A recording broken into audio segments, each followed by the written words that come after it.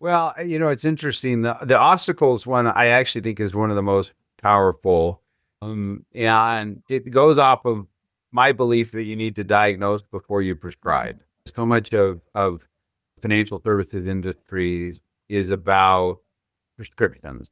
You need to do this with your money. You need to set up your trust this way. You need to have this amount of insurance. It's very prescriptive. And yet, oftentimes, we don't actually diagnose what's going on. This was actually born years ago. I was working with a client, and we put together a tool called a GRAT. And the whole point of a GRAT is to try to grow assets out of the estate for estate tax purposes so they're not subject to estate tax. We set this up, and a couple of years later, it's a multi-year tool. The client came back to us and he was upset. He's like, this was too successful.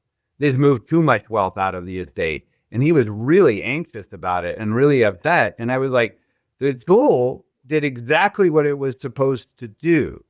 The problem is he had underlying concerns about the negative effects of inherited wealth, and that the wealth that was transferred to his kids was so substantial that it actually might be destructive to their self-reliance, their self-sufficiency. They might become more of a target. They may not be as engaged in life.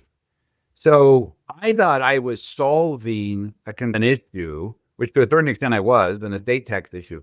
But he had a more fundamental concern, is that he didn't think his kids were prepared to handle wealth. And I just transferred more wealth to his kids. And so that's when I realized, okay, there's more going on here than just that.